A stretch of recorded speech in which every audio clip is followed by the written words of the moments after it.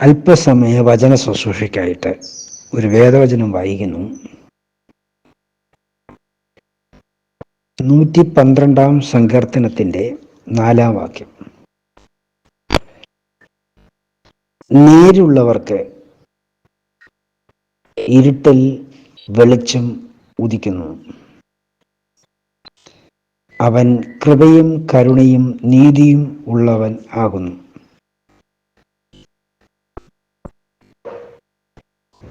വിശുദ്ധ തിരുവെഴുത്തിൽ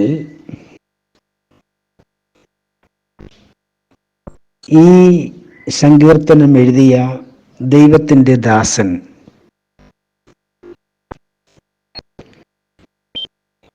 മുഖാന്തരമായി ദൈവം നൽകിയിരിക്കുന്ന വേദവചനമാണ് നമ്മൾ വായിച്ചത്. നേരുള്ളവർക്ക് ഇരുട്ടിൽ വെളിച്ചം ഉദിക്കും. ദൈവസന്നിധിയിൽ നേരോട് ജീവിക്കുന്നവർക്ക്, ഈ നേര് എന്ന് പറഞ്ഞാൽ ദൈവത്തിന് വളരെ പ്രധാനപ്പെട്ട കാര്യമാണ്. ഈ ഭൂമിയിൽ വിവിധങ്ങളായ മനുഷ്യരുണ്ട്, വിവിധങ്ങളായ സ്വഭാവത്തിൻ്റെ ഉടമസ്ഥരാണ് അവർക്ക്. ഹൃദയത്തിൽ വക്രതയില്ലാതെ സംസാരിക്കുന്ന, ഹൃദയത്തിൽ വക്രത നിരൂപിക്കാതെ സംസാരിക്കുന്ന, ഹൃദയത്തിൽ വേറൊന്ന് പ്ലാൻ ചെയ്തിട്ട് വായിലൂടെ മറ്റൊന്ന് സംസാരിക്കുന്നു.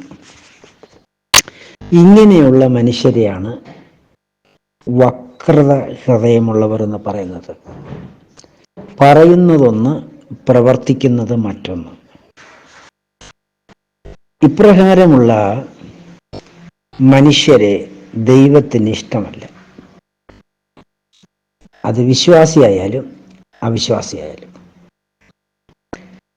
വിശ്വാസി എന്ന് പേർ വിളിക്കപ്പെടുന്നവർ ദൈവത്തിൻ്റെ സ്വഭാവമുള്ളവരായിരിക്കണമെന്ന് ദൈവം ആഗ്രഹിക്കുന്നു. ദൈവത്തിന് ഏറ്റവും പ്രധാനപ്പെട്ട ഇഷ്ടമെന്ന് പറയുന്നത് നിഷ്കളങ്കതയാണ്. കർത്താവ് നിഷ്കളങ്കന്റെ വഴി അറിയുന്നു. ഹല്ലേലൂയ. എന്നാൽ ശത്രുവിനാണെങ്കിൽ നിഷ്കളങ്കതയില്ല. അവൻ ഒന്ന് പറയുകയും മറ്റൊന്ന് പ്രവർത്തിക്കുകയും ചെയ്യും. ഈ ഭൂമിയിൽ 2 വിധത്തിലുള്ള മനുഷ്യരാണുള്ളത്. ഒന്ന്, നിഷ്കളങ്ക സ്വഭാവമുള്ള മനുഷ്യർ, പറയുന്നത് പോലെ പ്രവർത്തിക്കുന്നു. മറ്റൊന്ന്, പറയുന്ന ഒന്ന്, പ്രവർത്തിക്കുന്ന മറ്റൊന്ന്. പ്രിയരെ, എന്നെ കേൾക്കുന്ന സഹോദരങ്ങളെ, നിങ്ങൾ ഇതിലേതാണ്? നിങ്ങൾ പറയുന്നതൊന്ന്, പ്രവർത്തിക്കുന്ന മറ്റൊന്നാണെങ്കിൽ നിങ്ങൾ ദൈവത്തിന് കൊള്ളാവുന്നതല്ല. അതുകൊണ്ട് പ്രിയരെ, പറയുന്നത് പോലെ പ്രവർത്തിപ്പീൻ. ഇപ്പോൾ ഒരു എക്സാമ്പിൾ പറഞ്ഞാൽ, ഞാൻ കുറച്ച് എൻ്റെ ഒരു ആവശ്യത്തിന് വേണ്ടി കുറച്ച് പൈസ മാറ്റിവെച്ചിരിക്കുക. അപ്പോൾ ഒരാൾ വന്ന് എന്നോട് സ്ഥിരം ആയിട്ട് എന്നോട് പൈസ മേടിച്ച് തരാതിരിക്കുന്ന ഒരു വ്യക്തി, തിരിച്ചു തരാത്തൊരു വ്യക്തി വന്ന് എന്നോട് കടം ചോദിച്ചെന്നിരിക്കട്ടെ, എൻ്റെ ആവശ്യങ്ങൾ പറഞ്ഞ് എന്നോട് ചോദിച്ചെന്നിരിക്കട്ടെ. ആ വ്യക്തിയോട് കള്ളം പറഞ്ഞിട്ട് എൻ്റെ പൈസ എൻ്റെ കൈ വെക്കുന്നത് ഒരു ദൈവ പൈതലിന് ഉചിതമായ കാര്യമല്ല. ഇതെൻ്റെ അഭിപ്രായമാണ് ഞാൻ പറയുന്നത്. ആ വ്യക്തിയോട് പറയുക, എനിക്ക് ഇന്ന ആവശ്യങ്ങളുണ്ട്, അതുകൊണ്ട് എൻ്റെ കയ്യിൽ ഇത്രയും പൈസയുണ്ട്, അല്ലെങ്കിൽ എൻ്റെ ആവശ്യത്തിനുള്ള പൈസ എൻ്റെ കയ്യിലുണ്ട്, പക്ഷെ നിനക്ക് തരാൻ പറ്റുകയില്ല. എത്ര ശ്രമിച്ചാലും എത്ര പ്രവർത്തിച്ചാലും കൊടുക്കാതിരിക്കാൻ നമുക്ക് അധികാരമുണ്ട്. പക്ഷെ നമ്മൾ പറയുന്നത് തന്നെയായിരിക്കണം പ്രവർത്തിക്കേണ്ടത്. യേശുക്രിസ്തു പറയുന്നത് പോലെയാണ് പ്രവർത്തിക്കുന്നത്. നമ്മുടെ കർത്താവിൻ്റെ സ്വഭാവമുള്ളവരായിരിക്കണം നമ്മൾ. ഹല്ലേലൂയ. അപ്പോൾ എന്നെ കേൾക്കുന്ന സഹോദരങ്ങൾക്ക് തോന്നും, ഇങ്ങനെ നമുക്ക് ജീവിക്കാൻ പറ്റുമോ? നിശ്ചയമായിട്ടും കർത്താവിനെ ഭക്തിയോട് സേവിക്കുന്ന ഒരു ദൈവ പൈതലിനെ ഇങ്ങനെ ജീവിക്കാൻ പറ്റുകയുള്ളൂ. ഇല്ലെങ്കിൽ യേശുവിനെ സേവിക്കാൻ പറ്റുകയില്ല. സ്തോത്രം. ഈ ഭൂമിയിൽ ഒരുപാട് മനുഷ്യരുണ്ട്. നമ്മൾ യേശുക്രിസ്തുവിൻ്റെ ആൾക്കാരാണെങ്കിൽ അവരിൽ ഒരാളായി തീരുവാൻ നമുക്ക് പറ്റുകയില്ല. കർത്താവ് പറയുന്നു, അശുദ്ധി പ്രവർത്തിക്കുന്ന ഒന്നും ദൈവരാജ്യത്തിൽ പ്രവേശിക്കുകയില്ല. സ്തോത്രം. കർത്താവിൻ്റെ തിരുവെഴുത്തിൽ വെളിപ്പാട് പുസ്തകം 21 അധ്യായത്തിൻ്റെ 8 വാക്യത്തിൽ പറയുന്നൊരു വിഷയം, എന്നാൽ ദുർനടപ്പുകാരൻ, അശുദ്ധൻ, വിഗ്രഹാരാധി, ഭോഷ്കിൽ പ്രിയപ്പെടുന്നവരൊന്നും സ്വർഗരാജ്യത്തിൽ, പിതാവിൻ്റെ രാജ്യത്തിൽ പ്രവേശിക്കത്തില്ലെന്ന്. സ്തോത്രം. അതുകൊണ്ട് എന്നെ കേൾക്കുന്ന എൻ്റെ പ്രിയരെ, നമുക്ക് ദൈവഹിതമല്ലാത്ത എല്ലാ പദ്ധതികളും ഒഴിഞ്ഞ്, സ്വഭാവങ്ങൾ ഒഴിഞ്ഞ് ദൈവപ്രകാരം ജീവിപ്പാൻ ദൈവകരങ്ങളിൽ നമ്മെ സമർപ്പിക്കുക. എന്നാൽ തിരുവഴുത്ത് പറയുന്നത്, എന്നാൽ ഭീരുക്കൾ, അവിശ്വാസികൾ, അറക്കപ്പെട്ടവർ, കുലപാതകർ, ക്ഷുദ്രക്കാർ, ബിംബാരാധികൾ എന്നിവർക്കും ഭോഷ്കിൽ പ്രിയപ്പെടുന്നവർക്കും ഗന്ധവും പൊയ്യയും കത്തുന്ന തീയിലെത്രയേ അവരുടെ അവസാനം. ഒന്നും കൂടെ വായിക്കട്ടെ. എന്നാൽ ഭീരുക്കൾ, അവിശ്വാസികൾ, അറക്കപ്പെട്ടവർ, കുലപാതകന്മാർ, ദുർനടപ്പുകാർ, ക്ഷുദ്രക്കാർ, ബിംബാരാധികൾ എന്നിവർക്കും ഭോഷ്ക് പറയുന്ന ഏവർക്കും ഓഹരി, തീയും ഗന്ധവും കത്തുന്ന പൊയ്യത്രേ. ഇത് രണ്ടാമത്തെ മരണം. പ്രിയരെ, ഭോഷ്കിൽ പ്രിയപ്പെടുന്നവർക്ക്, ഭോഷ്ക് പറയുന്നവർക്ക്, കള്ളം പറയുന്നവർക്ക്, നിഷ്കളങ്കമായി നടക്കാൻ പറ്റാത്തവർക്ക് സ്വർഗരാജ്യത്തിൽ പ്രവേശിക്കാൻ പറ്റുകയില്ല. ഒന്നാമത്തെ യോഗ്യത ഭീരു. യേശുക്രിസ്തുവിൻ്റെ നാമത്തെക്കുറിച്ചും യേശുക്രിസ്തുവിന് സ്നാനപ്പെട്ടിട്ട് ആ സത്യവചനം അല്ലെ സത്യവഴി മറച്ചു വെച്ച് ജീവിക്കുന്ന ഒരു വ്യക്തിക്ക് സ്വർഗരാജ്യത്തിൽ പ്രവേശിക്കാൻ പറ്റുകയില്ല. യേശുക്രിസ്തുവിനെ പരസ്യമായി സാക്ഷീകരിച്ച് വിശുദ്ധ ജീവിതം നയിക്കാൻ പറ്റാത്തവർക്ക്, യേശുക്രിസ്തുവിനെ സത്യവചനത്തിനു വേണ്ടി അല്ലെങ്കിൽ യേശുക്രിസ്തുവിൻ്റെ നാമമഹത്വത്തിനു വേണ്ടി ഉള്ള സത്യവചനത്തെ പ്രസംഗിക്കേണ്ടതുപോലെ പ്രസംഗിച്ച് പഠിപ്പിക്കേണ്ടതുപോലെ ജനത്തെ പഠിപ്പിക്കാൻ പണം സംബന്ധിച്ചോ അല്ലെങ്കിൽ ഏതെങ്കിലും സ്വാർത്ഥ താല്പര്യത്തിന് വേണ്ടിയോ സത്യത്തെ മറച്ചു വെക്കുന്ന ഒരു വ്യക്തിക്ക് സ്വർഗരാജ്യത്തിൽ പ്രവേശിക്കാൻ കഴിയില്ല. അവിശ്വാസം, വിശ്വാസി എന്ന് വിളിക്കുന്നുവെങ്കിലും അവിശ്വാസി. കർത്താവിൻ്റെ തിരുവഴുത്തിൽ 2 കൊരിന്ത്യർ 4:4 പറയുന്നത്, ദൈവപ്രതിമയായ ക്രിസ്തുവിൻ്റെ തേജസ്സുള്ള സുവിശേഷം പ്രകാശം ചെയ്യാതിരിപ്പാൻ ഈ ലോകത്തിൻ്റെ ദൈവം അവിശ്വാസിയുടെ മനസ്സിനെ കുരുടാക്കും. വിശ്വാസി എന്ന പേരുണ്ടെങ്കിലും അവൻ അവിശ്വാസിയാണെങ്കിൽ അവൻ്റെ മനസ്സിനെ കുരുടാക്കാൻ പിശാച് പ്രവർത്തിച്ചുകൊണ്ടിരിക്കുന്നു. അങ്ങനെയുള്ളവർക്ക് സ്വർഗരാജ്യത്തിൽ പ്രവേശിപ്പാനുള്ള സാധ്യത കുറവാണ്. അറക്കപ്പെട്ടവർ എന്ന് പറഞ്ഞാൽ പേരുകൊണ്ട് വിശ്വാസിയാകണമെങ്കിലും പ്രവൃത്തി കൊണ്ട് സാത്താൻ്റെ പ്രവൃത്തി ചെയ്യുന്നവരാണ് അറക്കപ്പെട്ടവർ. ഹല്ലേലൂയ. അങ്ങനെയുള്ളവർക്ക് സ്വർഗരാജ്യത്തിൽ കടക്കാൻ പറ്റുകയില്ല. കുലപാതകൻ, സഹോദരനെ പഹിക്കുന്നവൻ കുലപാതകൻ. വിശുദ്ധ യോഹന്നാൻ എഴുതിയ 1-ാം ലേഖനത്തിൽ ഇപ്രകാരം എഴുതിയിരിക്കുന്നു, സഹോദരനെ പഹിക്കുന്നവൻ ആരാ സഹോദരൻ? യേശുക്രിസ്തുവിനോട് സ്നാനപ്പെട്ട് വേർപെട്ട് വിശുദ്ധ ജീവിതം നയിക്കുന്നെന്ന് പറയുന്നവനും യേശുക്രിസ്തുവിനോട് സ്നാനപ്പെട്ടവനും സഹോദരനെ പഹിക്കുന്നവനാണെങ്കിൽ അവൻ കുലപാതകനാണ്. ഒരു കുലപാതകനും നിത്യജീവന്റെ ഉള്ളിൽ പ്രവേശിക്കില്ല എന്ന് തിരുവെഴുത്ത് നമ്മെ പഠിപ്പിക്കുന്നു. ദുർനടപ്പുകാരൻ, നിങ്ങൾക്കറിയാമല്ലോ. ക്ഷുദ്രക്കാർ, ബിംബാരാധികൾ, ഇതെല്ലാം നിങ്ങൾക്കറിയാവുന്നതാണ്. ഞാൻ അതിനെ വ്യാഖ്യാനിക്കാൻ പോകുന്നില്ല.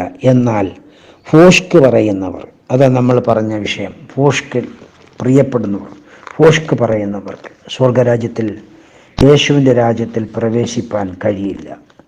യേശുക്രിസ്തുവിന് സ്നാനപ്പെട്ടിട്ട് കള്ളം പറയുന്ന ഒരു വ്യക്തിയായിട്ട്, ഈ കള്ളം പറയാൻ വേണ്ടി മാത്രം വാ തുറക്കുന്ന ഒരു വ്യക്തിയാണെങ്കിൽ, സഹോദര സഹോദരി, നിനക്ക് യേശുവിൻ്റെ രാജ്യത്തിൽ പ്രവേശിക്കാൻ കഴിയില്ല. തിരുവെഴുത്ത് പറയുന്നത് ഭോഷ്ക് പറയുന്നതിൻ്റെ വാ അടഞ്ഞു പോകുമെന്ന്.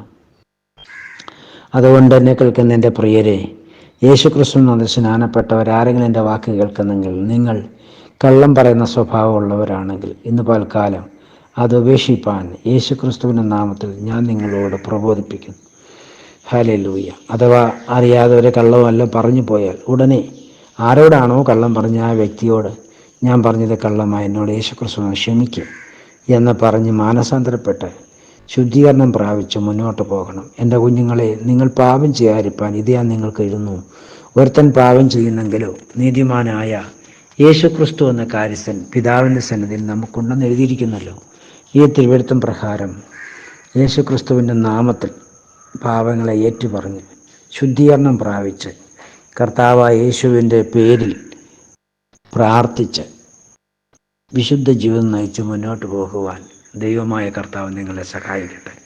പ്രിയരെ, കള്ളം പറയുന്നതോടൊപ്പമുള്ള ദൈവത്തിന് വിരുദ്ധമായ നേരില്ലാത്തൊരു ജീവിതമാണ് സഹോദരനെ പകയ്ക്കുന്നവൻ. ഹൃദയത്തിൽ മറ്റുള്ളവരുടെ ഭാരവും ദുഃഖവും വേദനയൊക്കെ വെച്ചുകൊണ്ട് വിശ്വാസ ജീവിതം നയിക്കാൻ പറ്റില്ല എൻ്റെ പ്രിയരെ. ഉള്ളിൽ ഹൃദയത്തിൽ മറ്റുള്ളവരോട് ഹൃദയംഗമായി ക്ഷമിക്കാൻ കഴിയാതെ, ഹൃദയംഗമായി ക്ഷമിക്കാത്ത ഒരു വ്യക്തിക്ക് യേശുക്രിസ്തുവിൻ്റെ രാജ്യത്തിൽ പ്രവേശിക്കാൻ പറ്റത്തില്ല. യേശുക്രിസ്തുവിൻ്റെ നാമത്തിൽ സ്നാനപ്പെട്ട വ്യക്തിയാണ് താങ്കളെന്ന് താങ്കൾ പറയുമ്പോൾ തന്നെ ഉള്ളിൻ്റെ ഉള്ളിൽ യേശുക്രിസ്തുവിന് സ്നാനപ്പെട്ടവരോ അല്ലാത്തവരോ ആയ വ്യക്തികളോട് ഹൃദയംഗമായി ക്ഷമിക്കാൻ കഴിയാത്ത ഒരു സാഹചര്യത്തിലാണ് താങ്കളായിരിക്കുന്നെങ്കിൽ ഈ സമയം നിങ്ങൾ മരിച്ചാൽ യാതന സ്ഥലത്തേക്കേ പോകത്തുള്ളൂ. അതുകൊണ്ട് എന്നെ കേൾക്കുന്ന എൻ്റെ പ്രിയ സഹോദരങ്ങളെ, യേശുക്രിസ്തുവിന് സ്നാനപ്പെട്ടതുകൊണ്ടൊന്നും ഉടലോടെ സ്വർഗത്തിൽ പോകിയല്ല. എന്നാൽ യേശുക്രിസ്തുവിന് സ്നാനപ്പെടാതെയും ആർക്കും സ്വർഗരാജ്യത്തിൽ പോകാൻ പറ്റുകയില്ല. 1 കൊരിന്ത്യർ 13 അധ്യായത്തിൽ പഠിപ്പിക്കുന്നു, ഞാൻ മനുഷ്യരുടെയും ദൂതന്മാരുടെ ഭാഷ സംസാരിച്ചാൽ എനിക്ക് സ്നേഹമില്ല എങ്കിൽ ഞാൻ മുഴങ്ങുന്ന ചെമ്പോ ചിലമ്പുന്ന കൈത്താളവുമോ അത്രേ. എനിക്ക് പ്രവചനവരമുണ്ടായിട്ട് സകല മർമ്മങ്ങളും ഗ്രഹിച്ചാലും മലകളെ നീക്കുവാൻ തക്ക വിശ്വാസമുണ്ടായാലും സ്നേഹമില്ല എങ്കിൽ ഞാൻ ഏതുമില്ല. എനിക്കുള്ളതെല്ലാം അന്നദാനം ചെയ്താലും എൻ്റെ ശരീരം ചുടുവാൻ ഏൽപ്പിച്ചാലും സ്നേഹമില്ല എങ്കിൽ എനിക്ക് ഒരു പ്രയോജനമില്ല. സ്നേഹം ദീർഘമായി ക്ഷമിക്കുന്നു, ദയ കാണിക്കുകയും ചെയ്യുന്നു. സ്നേഹം എന്ന് പറയുമ്പോൾ സ്നേഹത്തിൻ്റെ സ്വഭാവമാണ് നമുക്ക് ദീർഘക്ഷമയുണ്ടാകും. ഹല്ലേലൂയ. ആകയാൽ ദൈവജനമേ, സ്നേഹമുണ്ടെന്ന് പറയുകയും എന്നാൽ സ്നേഹത്തിൻ്റെ ഫലമാകുന്ന ദീർഘക്ഷമ ഇല്ലാതിരിക്കുകയും ചെയ്യുന്നെങ്കിൽ നമുക്ക് സ്നേഹമില്ല. ഹല്ലേലൂയ. കാണുന്ന സഹോദരനെ സ്നേഹിക്കാത്ത വ്യക്തിക്ക് കാണപ്പെടാത്ത ദൈവത്തെ എങ്ങനെ സ്നേഹിക്കാൻ പറ്റും? സഹോദരനെ സ്നേഹിക്കുന്നെന്ന് പറയുകയും സഹോദരനെ ഉള്ളുകൊണ്ട് പകയ്ക്കുകയും ചെയ്യുന്നവൻ കുലപാതകനാണ്. ഒരു കുലപാതകനും നിത്യജീവൻ്റെ ഉള്ളിൽ പ്രവേശിക്കില്ല. യേശുക്രിസ്തുവിന് സ്നാനപ്പെട്ടാലും പെട്ടില്ലേലും കുലപാതകം ചെയ്യുന്നവൻ, സഹോദരനെ പകയ്ക്കുന്നവൻ, എനിക്ക് ആ സഹോദരനോട് ഭാരമില്ലെന്ന് പറയുകയും ആ സഹോദരനെ ഹൃദയംഗമായി സ്നേഹിക്കാൻ കഴിയാതിരിക്കുകയും ചെയ്യുന്ന കൊലപാതകനാണ്. ഈ ഭൂമിയിൽ ആർക്കാണ് കുറ്റങ്ങളും കുറവുകളും ഇല്ലാത്തത്?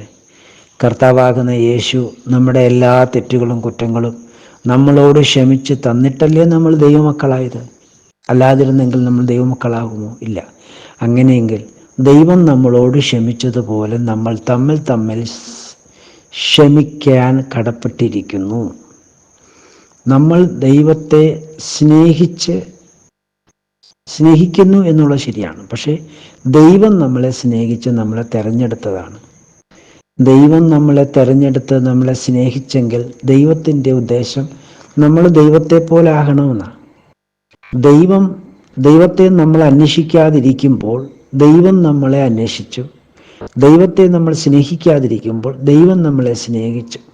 ദൈവത്തെ നമ്മൾ മറന്ന് ജീവിച്ചപ്പോൾ ദൈവം നമ്മളെ തിരഞ്ഞെടുത്ത് ദൈവം നമുക്ക് സൗജന്യമായ രക്ഷ നൽകിയെങ്കിൽ എൻ്റെ പ്രിയരെ, നമ്മൾ സ്നേഹിക്കുവാൻ, പ്രത്യേകിച്ച് സഹോദരനെ സ്നേഹിക്കുവാൻ എത്രമാത്രം കടപ്പെട്ടിരിക്കുന്നു.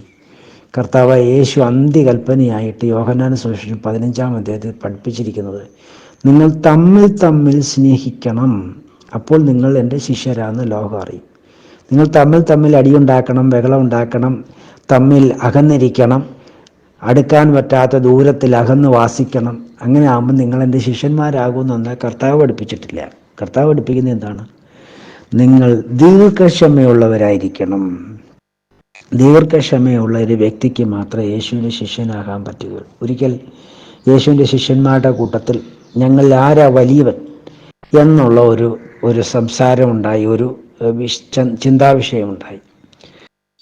അവരാ വിഷയം സംസാരിച്ച് ചിന്തിച്ചുകൊണ്ടിരിക്കുമ്പോൾ കർത്താവ് എല്ലാവരെയും കൊണ്ട് അടുക്ക വിളിച്ചിട്ട് പറഞ്ഞു, ഒരു ശിശുവിനെ വിളിച്ചവരുടെ നടുവിൽ നിർത്തിയിട്ട് പറഞ്ഞു, നിങ്ങൾ തിരിഞ്ഞ് ഈ ശിശുവിനെ പോലെ ആയിത്തീരുന്നില്ല എങ്കിൽ, എന്ന് പറഞ്ഞാൽ മുതിർന്നവരാണ്, തിന്മ ചെയ്യുന്നതിൽ, പാപം ചെയ്യുന്നതിൽ ശിശുക്കളെ പോലെ ആകണം, ദീർഘക്ഷമയുള്ളവരാകണം.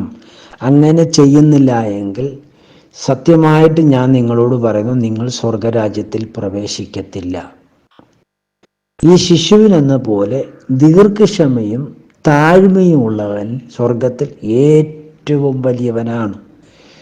ഹല്ലേലൂയ. അവരെ ദൈവം വിളിക്കുന്ന പേരാണ് എൻ്റെ ചെറിയവർ. കർത്താവിൻ്റെ സന്നിധിയിൽ തിന്മ ചെയ്യുന്നതിൽ ശിശുവാകുന്നവരെ ദൈവം വിളിക്കുന്ന പേരാണ് യേശുക്രിസ്തു. കർത്താവായ യേശുക്രിസ്തു വിളിക്കുന്ന പേരാണ്, സ്തോത്രം, ശിഷ്യൻ. ഒരു ശിഷ്യനാകണമെങ്കിൽ നമ്മൾ ദീർഘക്ഷമയുള്ളവരായിരിക്കണം. ഹല്ലേലൂയ. സ്നേഹം ദീർഘമായി ക്ഷമിക്കുന്നു. കർത്താവിൻ്റെ സന്നിധിയിൽ നമ്മൾ ദീർഘക്ഷമയുള്ളവരായിരിക്കണം, ദയ കാണിക്കണം. സ്നേഹം സ്പന്ദിക്കുന്നില്ല എന്ന് പറഞ്ഞാൽ അർത്ഥം എന്താണ്? ഹൃദയം സ്പന്ദിക്കുക എന്ന് പറഞ്ഞാൽ വിട്ട് പ്രവർത്തിക്കുന്നു. അതേപോലെ ഒരിക്കൽ എന്തെങ്കിലും ഒന്ന് കാണുമ്പോൾ ഒരു സ്നേഹം വരും, അല്ലെങ്കിൽ നമ്മളെക്കുറിച്ച് നല്ല വാക്ക് പറയുമ്പോൾ ഒരു സ്നേഹം വരും, നമ്മളെക്കുറിച്ച് ചീത്ത പറയുമ്പോൾ അല്ലെങ്കിൽ നമ്മളെ തെറ്റ് ചൂണ്ടിക്കാണിക്കുമ്പോൾ നമ്മുടെ സ്നേഹം പോകും. ഇങ്ങനെയുള്ള സ്നേഹം സാത്താൻ്റെ സ്നേഹമാണ്, ലോകത്തിൻ്റെ സ്നേഹമാണ്. ലോകത്തിലെ രാഷ്ട്രീയക്കാരെ നിങ്ങളൊന്ന് നോക്കിക്കേ. രാഷ്ട്രീയക്കാരെ അവരെ ഉയർത്തി പറയുന്നവരെ എന്ത് ചെയ്യുന്നു? സ്നേഹിക്കുന്നു. അവരെക്കുറിച്ച് തെറ്റ് പറയുന്നവരെ, അവർ താഴ്ത്തി പറയുന്നവരെ അവർ പകയ്ക്കുന്നു. ഈ ലോകത്തിൻ്റെ മക്കൾ അങ്ങനെയാണ്. എന്നാൽ ദൈവത്തിൻ്റെ മക്കൾ തിരിച്ചാണ് എന്ത് ചെയ്യേണ്ടത്? തങ്ങളെ ഉയർത്തി പറയുന്നവരെ വളരെ സൂക്ഷ്മതയോടുകൂടെ നിരീക്ഷിക്കുക, നമ്മളെ കുറ്റം പറയുന്നവരെ സ്നേഹിക്കുക. ഇതാർക്കേ കഴിയത്തുള്ളൂ? യേശുക്രിസ്തുവിന് ജനിച്ചവർക്കേ കഴിയത്തുള്ളൂ. യേശുവിൻ്റെ മാതൃക നിങ്ങൾ നോക്കിക്കേ. ക്രൂശിൽ കിടക്കുമ്പോഴും അവനെ കുറ്റം പറയുന്നവരോട്, അവനെക്കുറിച്ച് സകല തിന്മയും കളവായി പറയുന്നവർ ദൂഷിക്കുന്നവരോട് കുറിച്ച് കർത്താവ് പറയുന്നതാണ്, കർത്താവ് പിതാവേ, ഇവർ ചെയ്യുന്നത് എന്തെന്ന് അറിയായുകൊണ്ട് അവരോട് ക്ഷമിക്കണമേ. അതാർക്കേ പറ്റത്തുള്ളൂ? യേശുക്രിസ്തുവിനെ പറ്റത്തുള്ളൂ, അല്ലെങ്കിൽ യേശുക്രിസ്തുവിൽ നിന്ന് ജനിച്ചവർക്കേ കഴിയത്തുള്ളൂ. ദൈവം ഈ ഭൂമിയിൽ വെച്ച് നമ്മളെ തിരഞ്ഞെടുത്തത് പിശാചിൻ്റെ പ്രവർത്തികളെ അഴിപ്പാനാണ്. പിശാചിൻ്റെ പ്രവൃത്തി എന്താണ്? പിശാചിനെ ഉയർത്തി പറയുന്നവർ, പിശാചിൻ്റെ മക്കളെ ഉയർത്തി പറയുന്നവരെ അവർ സ്നേഹിക്കുന്നു. പിശാചിൻ്റെ മക്കളെ തള്ളിപ്പറയുന്നവർ, പ്രവൃത്തികളെ തള്ളിപ്പറയുന്നവരെ അവരും പകയ്ക്കുന്നു. ഇതേപോലെ ആണ് ദൈവപൈതലെ യേശുക്രിസ്തുവിന് സ്നാനപ്പെട്ട നിന്റെ സ്വഭാവമെങ്കിൽ നീ ഇതുവരെയും വീണ്ടും ജന്മം പ്രാപിച്ചിട്ടില്ല, നീ ദൈവപൈതലായിട്ടില്ല. നിന്റെ ഉള്ളിൽ ദൈവമുണ്ടോ എന്ന് സൂക്ഷിക്കേണ്ടതുണ്ട്. യേശുക്രിസ്തു നിന്നിൽ വീണ്ടും ജനിച്ചോ എന്ന് നീ നിന്നെക്കുറിച്ചൊന്ന് വിലയിരുത്തേണ്ടത് ആവശ്യമുണ്ട്. അതുകൊണ്ട് എന്നെ കേൾക്കുന്ന ദൈവത്തിൻ്റെ മക്കളെ, ഇരുട്ടിൽ നിന്ന് വെളിച്ചം പ്രകാശിക്കണമെങ്കിൽ നമ്മൾ പാപം സംബന്ധിച്ച് ഇരുളിൻ്റെ മക്കളായിട്ട് ജനിച്ചവരാണ്. നമ്മളിൽ പ്രകാശം വരണമെങ്കിൽ നമ്മൾ വില കൊടുത്തേ പറ്റൂ. വില കൊടുക്കാത്ത ഒരു വ്യക്തിക്ക് നാം ആകുന്ന ഇരുളിൽ നമ്മളിൽ പ്രകാശം ജനിപ്പിക്കുവാൻ, ഉളവാക്കാൻ കഴിയില്ല. മത്തായിയുടെ സുവിശേഷം 5-ാം അധ്യായത്തിൽ കർത്താവ് പറയുന്നു, സമാധാനം ഉണ്ടാക്കുന്ന മനുഷ്യൻ ഭാഗ്യവാൻ, അവൻ ദൈവത്തിൻ്റെ പുത്രൻ എന്ന് വിളിക്കപ്പെടും. സമാധാനം ഉണ്ടാക്കണമെങ്കിൽ എന്ത് ചെയ്യണം? നമ്മൾ വില കൊടുക്കണം. സമാധാനം നമ്മൾ സൃഷ്ടിക്കണം. സമാധാനം നമ്മൾ ഉണ്ടാക്കണമെങ്കിൽ നമ്മൾ സമാധാനത്തെ സൃഷ്ടിക്കണം. ഇല്ലാത്ത സമാധാനത്തെ നമ്മൾ ഉളവാക്കണം, സൃഷ്ടിക്കണം. കർത്താവായ യേശുക്രിസ്തുവിൻ്റെ നാമത്തിൽ തിരഞ്ഞെടുക്കപ്പെട്ടിരിക്കുന്ന ദൈവത്തിൻ്റെ മക്കളെ, നമുക്ക് ലോകക്കാർക്ക് കഴിയാത്തത് കഴിയണമെങ്കിൽ നമ്മൾ വില കൊടുക്കണം.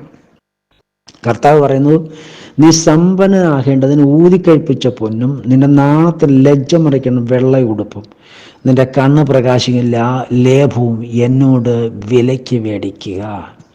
നമ്മൾ കർത്താവിന് വില കൊടുക്കണം എന്ന് പറഞ്ഞാൽ, നമ്മൾ വില കൊടുക്കുക എന്ന് പറഞ്ഞാൽ എന്താ? നമ്മൾ ദൈവസന്നിധിയിൽ നമ്മളെ തന്നെ താഴ്ത്തി നമ്മൾ ദൈവത്തിൻ്റെ വചനപ്രകാരം ജീവിക്കണം, വചനം അനുസരിക്കണം. നമ്മുടെ പ്രസംഗിക്കാൻ എനിക്കും നിങ്ങൾക്കും പറ്റും പ്രിയരെ. പ്രസംഗിക്കുന്നതിനേക്കാൾ അധികം ജീവിക്കാനാണ് ആളുകളില്ലാത്തത്. പ്രസംഗിക്കാൻ ഇഷ്ടം പോലെ ആൾക്കാരുണ്ട്, പക്ഷെ ജീവിക്കാൻ ആൾക്കാരില്ല പ്രിയരെ. പ്രസംഗിക്കുന്നത് പോലെ ജീവിക്കണം. കർത്താവിൻ്റെ ദാസനെ പൗലോസ് പറയുന്നു, എൻ്റെ ജീവിതത്തിലുള്ളതാണ് ഞാൻ പ്രസംഗിക്കുന്നത്. എൻ്റെ ജീവിതത്തിൽ ഞാൻ പ്രസംഗിച്ചിട്ട് ഞാൻ കൊള്ളരാത്തവനായി തീരാതിരിക്കേണ്ടതിന് ഞാൻ എന്ത് ചെയ്യുന്നു? എന്നെ തന്നെ ദണ്ഡിപ്പിച്ച് അടിമയാക്കുന്നു. സമാധാനം ഉണ്ടാക്കണമെങ്കിൽ ഞാൻ എന്നെ തന്നെ മരിപ്പിക്കണം. പൗലോസ് പറയുകയാണ്, ഞങ്ങൾ ദിനം പ്രതി മരിക്കുന്നു, നിങ്ങൾ ജീവിക്കേണ്ടതിന് ഞങ്ങൾ ദിനം പ്രതി മരിക്കുന്നു. പ്രിയ സഹോദരങ്ങളെ, നമ്മളിൽ യേശു ക്രിസ്തു ജീവിക്കണമെങ്കിൽ നമ്മൾ നിശ്ചയമായും യേശു ക്രിസ്തുവിൽ മരിക്കണം. അങ്ങനെ മരിക്കുന്നെങ്കിൽ മാത്രമേ നമുക്ക് സമാധാനം ഉണ്ടാക്കാൻ പറ്റുകയുള്ളൂ, സൃഷ്ടിക്കാൻ പറ്റുകയുള്ളൂ. ദൈവത്തിൻ്റെ ദാസന്മാർ, വചനം ശുശ്രൂഷിക്കുന്ന ദൈവത്തിൻ്റെ ദാസന്മാർ ഓരോ നിമിഷവും സൃഷ്ടിതാക്കന്മാരായിരിക്കണമെന്ന് ദൈവം ആഗ്രഹിക്കുന്നു. എന്താ സൃഷ്ടിതാവ്? സൃഷ്ടിതാവ് എന്ന് പറയുമ്പോൾ ഇല്ലാത്തതിനെ ഉളവാക്കണം. ഇല്ലാത്തതിനെ ഉളവാക്കുന്നവനെയാണ് സൃഷ്ടികർത്താവ് എന്ന് പറയുന്നത്. യേശു ക്രിസ്തു നിങ്ങളിൽ അഥവാ എന്നിൽ ജനിച്ചിരിക്കുന്ന എന്തിനാണ്? സൃഷ്ടിതാവാക്കി നമ്മളെ തീർക്കുവാനാണ്. യേശുക്രിസ്തുവിലുള്ള സൃഷ്ടി നമ്മളിൽ വെളിപ്പെടണമെങ്കിൽ നമ്മൾ ദൈവസന്നിധിയിൽ സ്നേഹമുള്ളവരായിരിക്കണം. ആത്മാവിൻ്റെ ഫലമോ ഗലാത്യ ലേഖനത്തിൽ പഠിപ്പിക്കുന്നത് ആത്മാവിൻ്റെ ഫലം ഒന്നാമത് സ്നേഹമാണ്. ഈ സ്നേഹത്തിൻ്റെ ഫലമാണ് കൊരിന്ത്യർ ലേഖനം 1 കൊരിന്ത്യർ 13 അധ്യായത്തിൽ പഠിപ്പിക്കുന്നത്. സ്നേഹത്തിൻ്റെ ഫലങ്ങൾ. ആത്മാവിൻ്റെ ഫലം സ്നേഹമാണെങ്കിൽ സ്നേഹത്തിനുമുണ്ട് ഫലങ്ങൾ. ഹല്ലേലൂയ. സ്നേഹത്തിൻ്റെ ഫലം സ്പർദ്ധിക്കുന്നില്ല, നിഗളിക്കുന്നില്ല, ചീർക്കുന്നില്ല, അയോഗ്യമായി നടക്കുന്നില്ല, സ്വാർത്ഥത അന്വേഷിക്കുന്നില്ല, ദേഷ്യപ്പെടുന്നില്ല, ദോഷം കണക്കിടുന്നില്ല, അനീതിയിൽ സന്തോഷിക്കാതെ സത്യത്തിൽ സന്തോഷിക്കുന്നു, എല്ലാം പൊറുക്കുന്നു, എല്ലാം വിശ്വസിക്കുന്നു, എല്ലാം പ്രത്യാശിക്കുന്നു, സ്നേഹം എല്ലാം സഹിക്കുന്നു. സ്നേഹമുള്ള യേശുവിൻ്റെ സ്നേഹമുള്ള ഒരു വ്യക്തി എല്ലാം സഹിക്കുന്നു, എല്ലാം സഹിക്കുന്നു. സ്നേഹം ഒരു നാൾ ഉതിർന്നു പോകില്ല. പ്രവചനപരമോ അത് നീങ്ങിപ്പോകും, ഭാഷാപരമോ നിന്നു പോകും, ജ്ഞാനമോ അത് നീങ്ങിപ്പോകും. അംശമായി മാത്രം നാം അറിയുന്നു, അംശമായി മാത്രം പ്രവചിക്കുന്നു, പൂർണ്ണമായത് വരുമ്പോൾ അംശമായി നീങ്ങിപ്പോകും. പ്രിയ സഹോദരങ്ങളെ, നമ്മളിൽ യേശു ക്രിസ്തുവിൻ്റെ ഫലമുണ്ടോ? പ്രസംഗിക്കാൻ ഇഷ്ടം പോലെ ആൾക്കാർക്ക് കഴിയും, പ്രസംഗിക്കാനൊന്നും അവർ പാടില്ല.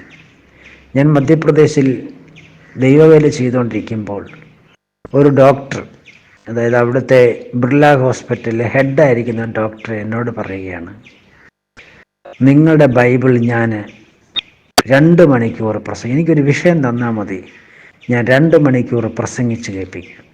ഞാൻ ഒന്നര കേട്ടപ്പോഴേ പറഞ്ഞു, ശരിയാ ഡോക്ടറെ, താങ്കൾക്കത് കഴിയുമെന്ന് പറഞ്ഞു. പ്രസംഗിക്കാൻ പാടില്ല സഹോദര. ദൈവവചനം വായിച്ചിട്ട് ആ വചനത്തോടുള്ള ബന്ധത്തിൽ അത് ഏത് സാഹചര്യത്തിൽ അത് എഴുതാനുള്ള സാഹചര്യം എന്താണെന്ന് പഠിച്ച് അതിൻ്റെ ചരിത്രം പഠിച്ച് അതിൻ്റെ ബാക്ക്ഗ്രൗണ്ട് പഠിച്ചാൽ നിശ്ചയമായും നിങ്ങൾക്ക് എത്ര മണിക്കൂർ വേണമെങ്കിലും പ്രസംഗിക്കാം. അതുകൊണ്ടൊന്നും ഒരു ഫലവുമില്ല. ആരും രക്ഷിക്കപ്പെടുകയില്ല, ആരും വിശ്വാസം സ്വീകരിക്കില്ല, യേശുക്രിസ്തുവിലേക്ക് മനം തിരിയത്തില്ല. യേശുക്രിസ്തുവിലേക്ക് മനം തിരിയണമെങ്കിൽ ദൈവത്തിന് ആവശ്യം ക്രിസ്ത്യാനിയാണ്. ക്രിസ്ത്യാനി എന്ന് പറഞ്ഞാൽ പേരുകൊണ്ട് ക്രിസ്ത്യാനിയല്ല, ജീവിതം കൊണ്ട് ക്രിസ്ത്യാനി. യേശുക്രിസ്തുവിനെ അനുഗമിക്കുന്നവരായിത്തീരണം. ദൈവത്തിന് നമ്മളെ വേണ്ടത് അനുഗമിക്കുന്ന ക്രിസ്ത്യാനികളെയാണ്, ശിഷ്യനെയാണ് വേണ്ടത്. യേശുക്രിസ്തുവിനെ അനുഗമിക്കുന്ന ശിഷ്യനെയാണ് വേണ്ടത്. കർത്താവിന് ഗുരുക്കന്മാരെ ആരെയും വേണ്ട. കർത്താവ് പറഞ്ഞില്ല നിങ്ങൾ ഉപദേഷ്ടാക്കന്മാരാകണമെന്നോ. കർത്താവ് പറഞ്ഞിട്ട് നിങ്ങൾ പ്രവാചകന്മാരാകണമെന്നോ ഒന്നും കർത്താവ് നമ്മളെ പറയുന്നില്ല.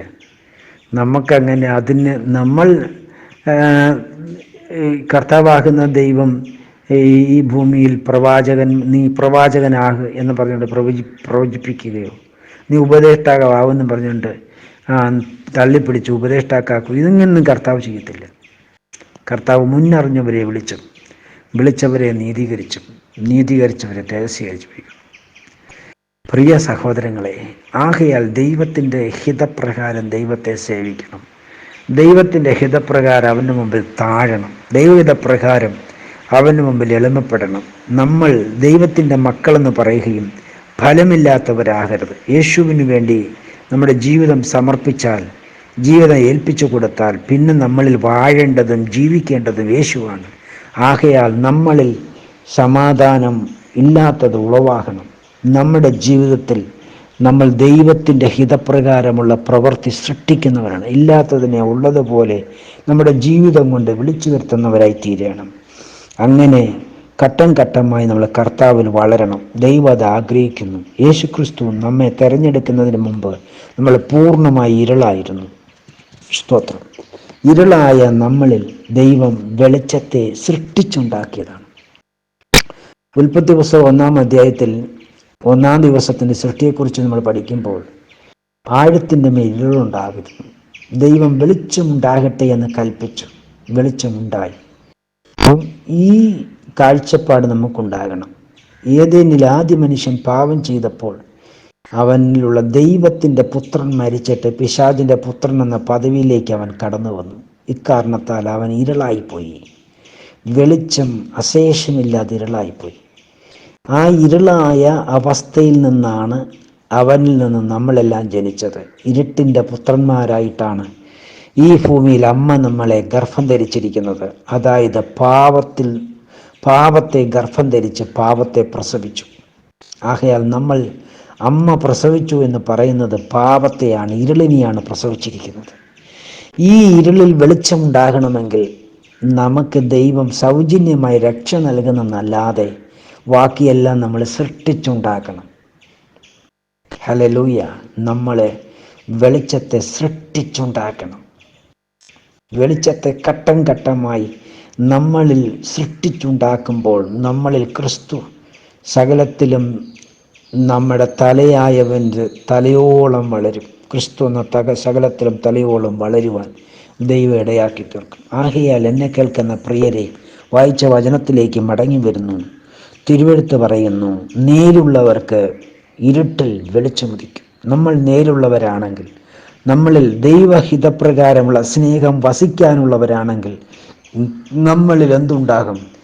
നമ്മളിൽ നാം ആകുന്ന ഇരുളിൽ വെളിച്ചം ജനനമെടുക്കേണ്ടതിന് വെളിച്ചം നമ്മളെ തക്ക സമയത്ത് വേർതിരിച്ച് യേശുക്രിസ്തുവിങ്കിലേക്കുള്ള അടിസ്ഥാനത്തിലേക്ക് നമ്മളെ കൊണ്ടുവന്ന് പാപബോധമുള്ളവരാക്കി നമുക്ക് മാനസാന്തരത്തിൻ്റെ അനുഭവത്തിലേക്ക് നമ്മെ കടത്തിവിട്ട് പത്രോസിൻ്റെ ഉപദേശപ്രകാരം സ്നാനപ്പെട്ട് വേർപെട്ട് വിശുദ്ധ ജീവൻ നയിപ്പാൻ തക്കവണ്ണമുള്ള വഴികൾ തുറന്ന് ദൈവം നമ്മളെ സഹായിക്കും. അതുകൊണ്ട് എന്നെ കേൾക്കുന്ന എൻ്റെ പ്രിയ സഹോദരങ്ങളെ, യേശുക്രിസ്തുവിൻ്റെ നാമത്തിൽ ഇതുവരെയും സ്നാനപ്പെടാത്തവരാരെങ്കിലും എൻ്റെ വാക്ക് കേൾക്കുന്നെങ്കിൽ, നിങ്ങളിലുള്ള ഇരുളിൽ വെളിച്ചം ജനിക്കേണ്ടതിന് പ്രിയരെ, നിങ്ങൾ കർത്താവിൻ്റെ സത്യ ഉപദേശത്തിലേക്ക് മടങ്ങി വരുവാൻ യേശുക്രിസ്തുവിൻ്റെ നാമത്തിൽ ഞാൻ നിങ്ങളെ പ്രബോധിപ്പിക്കുന്നു.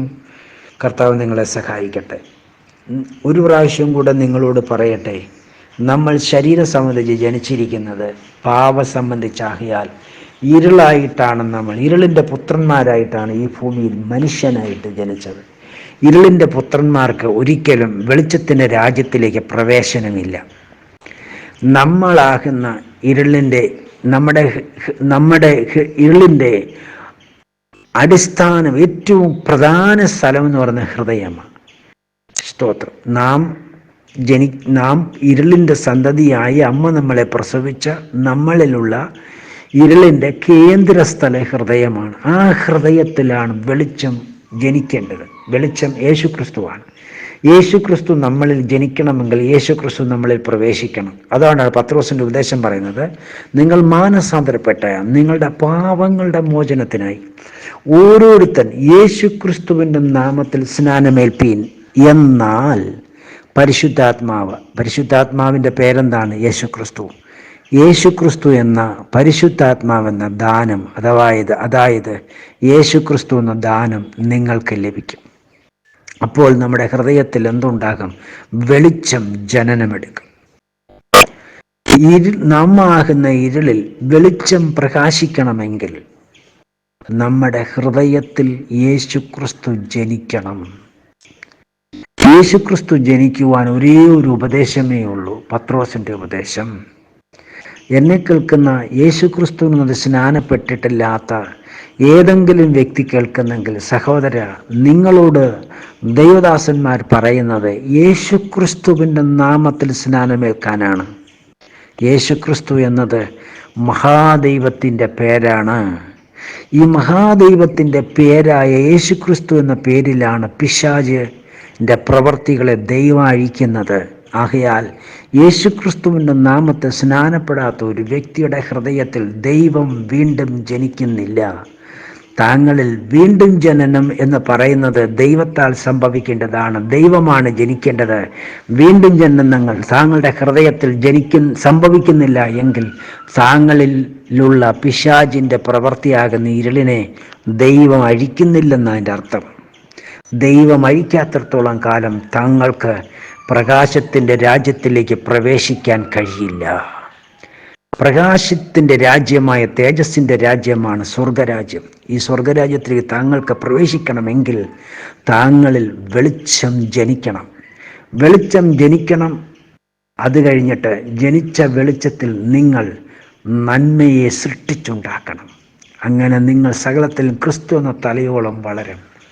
എന്നാൽ മാത്രമേ നിങ്ങൾക്ക് യേശു ക്രിസ്തുവിൻ്റെ രാജ്യത്തിൽ പ്രവേശനം ലഭിക്കുകയുള്ളൂ.